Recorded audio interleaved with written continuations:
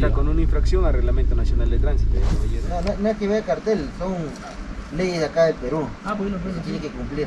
Questa che state vedendo è la prima volta che un agente della polizia vuole farci una multa. Ci è capitato tantissime volte di essere stati fermati, ma sempre per un controllo dei documenti e dei permessi di importazione temporanea del nostro veicolo. Sempre tutto a posto. Questa volta stavamo rischiando una bella multa e non avremmo mai immaginato la ragione, dato che nelle ultime settimane abbiamo guidato nei luoghi più remoti del Perù, lontani da tutto.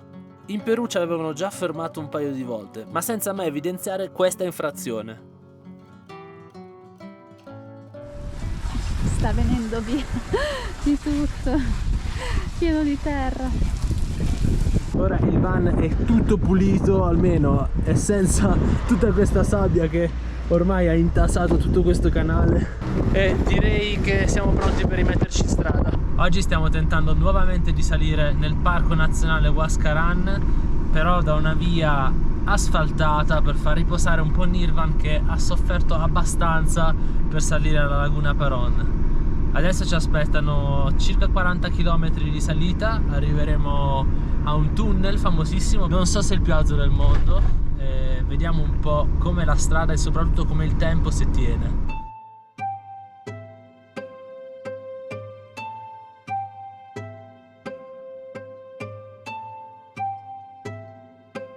Ah, non si preoccupa, non si preoccupa.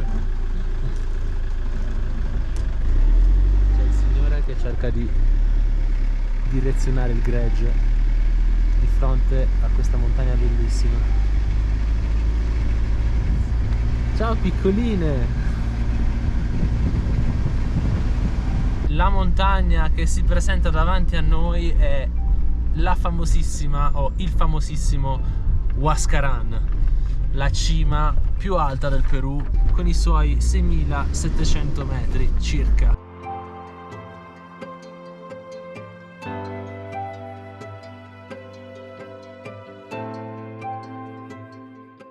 Intanto stiamo guidando praticamente all'ora dello spostamento del gregge di pecore. Qui ce n'è un altro. Hola, buenas. No, povera. E poi non capiamo cosa portano le signore tutto il giorno.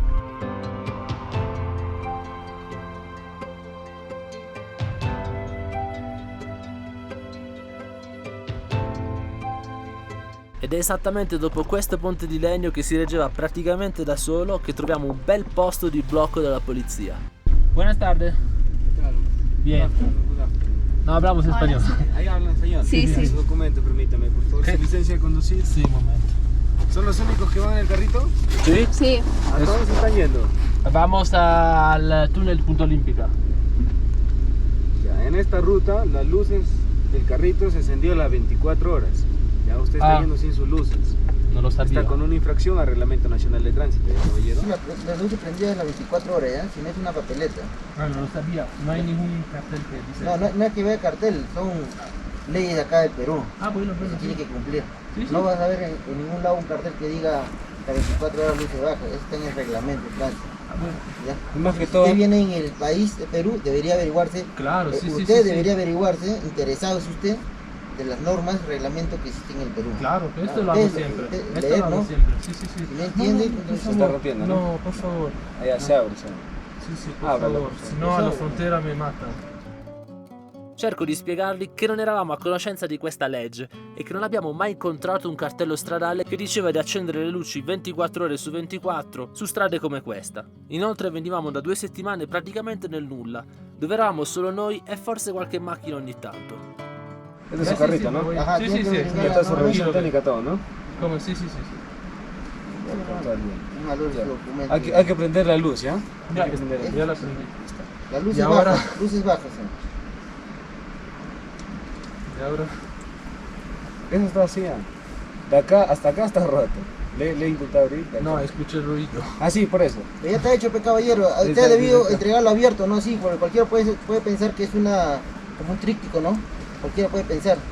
Usted debe entregarlo Al así, momento de abrir. abierto.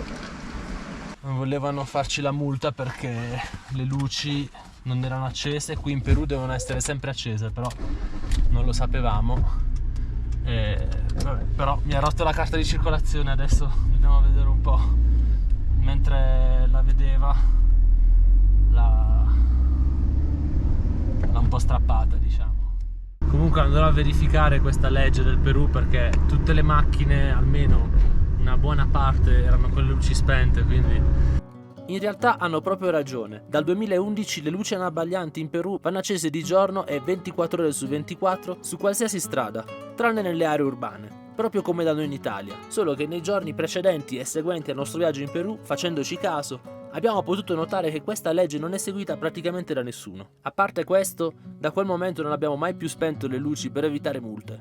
Non vorrei fosse un tentativo di polizia corrotta, anche perché ci hanno salutato con good afternoon e quindi noi sempre diciamo che non siamo gringo, ma parliamo lo spagnolo. Che si sia trattato di un tentativo di polizia corrotta, alla fine non lo crediamo. Anzi, hanno fatto bene il loro lavoro.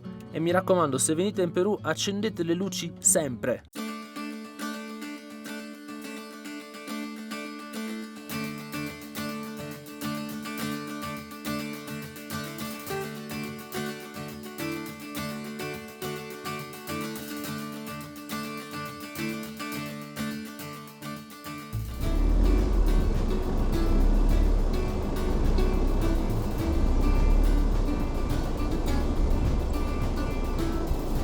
Questo è il posto in cui dormiremo stanotte, è veramente bello. Siamo alle falde del monte Huascarán, che è lì nascosto e che si vedeva dalla strada. Questo è il fiume color latte che scorre su questa valle. Nirvan qui posizionato tra i cespugli.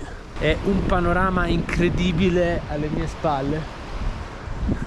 Si vedono tutti i ghiacciai lì in cima. Tra l'altro è spuntato un bellissimo arcobaleno qui, che finisce proprio qua davanti a noi.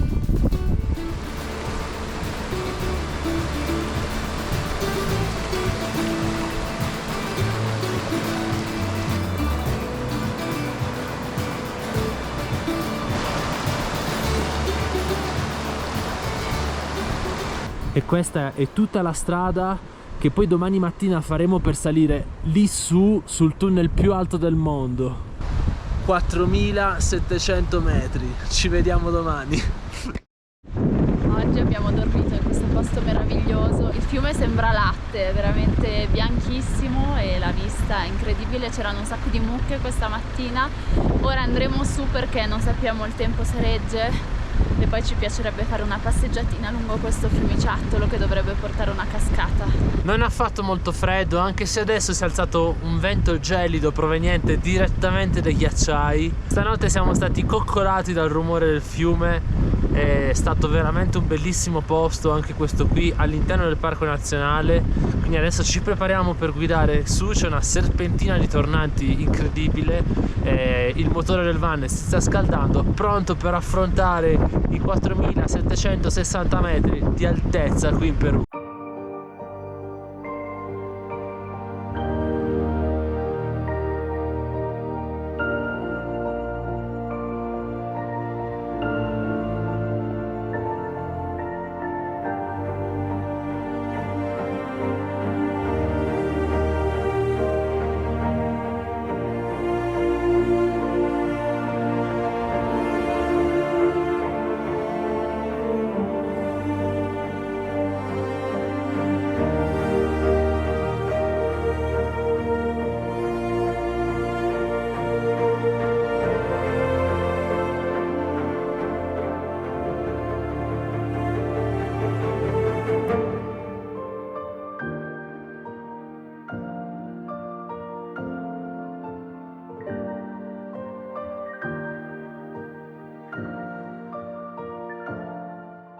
Siamo praticamente arrivati alla stessa quota del ghiacciaio. Siamo a 4560 metri e dobbiamo salire ancora un po'.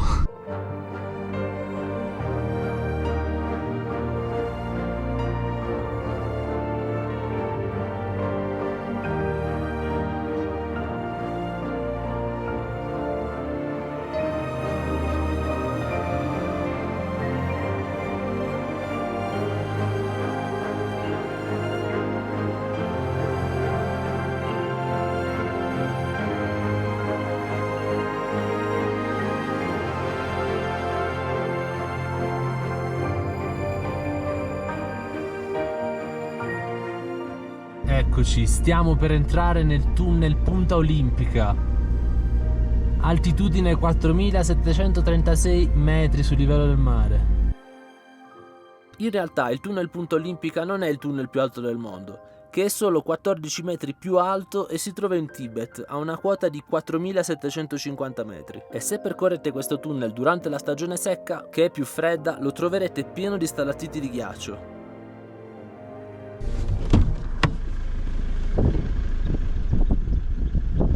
Questa è la vista dall'altra parte del tunnel. Ci sono un bel po' di laghetti. Adesso la strada scende giù, noi andremo a vedere questi 3 laghetti che ci sono e poi torniamo indietro. Le mucche intanto se la spassano.